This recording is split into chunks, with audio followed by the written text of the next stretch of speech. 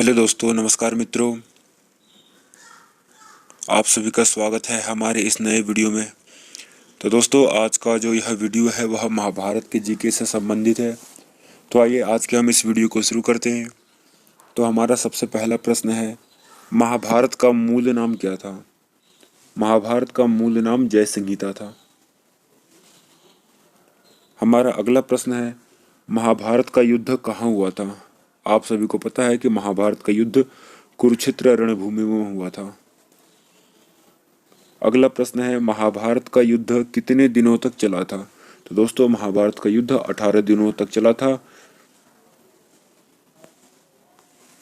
हमारा अगला प्रश्न है कि महाभारत का वास्तविक नाम क्या है?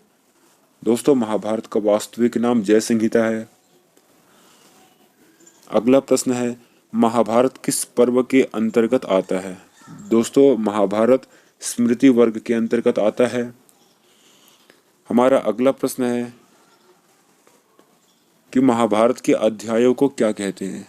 दोस्तों, महाभारत के अध्यायों को हम पर्व कहते हैं। हमारा अगला प्रश्न है, महाभारत के पर्वों की संख्या कितनी है? दोस्तों, महाभारत की पर्वों अर्थात अध्यायों की संख्या 18 है।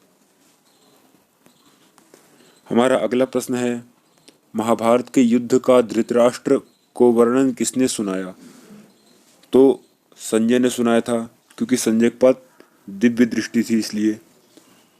हमारा अगला प्रश्न है, महाभारत के युद्ध का मुख्य कारण क्या था? तो दोस्तों, द्रौपदी के केस था।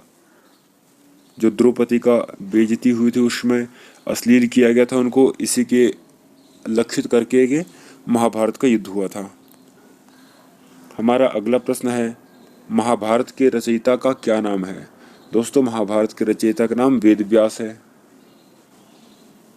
अगला प्रश्न है, महाभारत के रचयिता महर्षि व्यास के पिता कौन थे?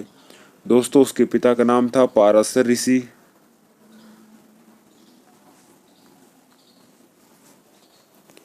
हमारा अगला प्रश्न है, महाभारत के लेखन का कार्य किसने किया? दोस्तों, महाभारत के लेखन का काम गणेश जी ने किया। आप सभी ने महाभारत में देखा होगा कि जब वेद व्यास जी आए तो महाभारत में लेखन का कार्य गणेश जी कर रहे थे, उसमें उनकी कलम टूट गई थी, तो फिर उन्होंने अपने दांतों को तोड़ करके उसे लिखा था।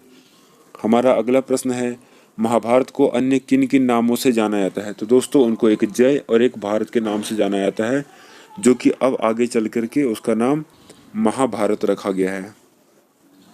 हमारा अगला प्रश्न है, महाभारत में कितने औक्षिणी सेना समाप्त हुई? दोस्तों, महाभारत में 18 औक्षिणी सेना समाप्त हुई। अगला प्रश्न है, महाभारत में कीचक वध किस पर्व के अंतर्गत आता है? तो दोस्तों, वो विराट पर्व के अंतर्गत आता है महाभारत में कीचक पर्व। हमारा अगला प्रश्न है, महाभारत में कृष्ण की सेना किस ओर से लड़ी? दोस्तों, महाभारत में कृष्ण की सेना कौरवों की ओर से लड़ी थी। हमारा अगला प्रश्न है, महाभारत में कौरवों तथा पांडव सेनाओं का सम्मिलित संख्या बल कितनी औक्षिणी था? दोस्तों, कुल मिलाकर 18 औक्षिणी थी सेना महाभारत में कुरुक्षेत्र के भूमि में। हमारा अगला प्रश्न है, महाभारत में धर्मपुत्र किसे कहा जाता है? तो दोस्तों, धर्मपुत्र युधिष्ठिर को कहा जाता है। हमारा अगला प्रश्न है, महाभारत में बलराम की भूमिका क्या थी? दोस्तों, महाभारत में बलराम की भूमिका थी कि वो तीर्थाटन के लिए चले गए थे युद्ध के समय।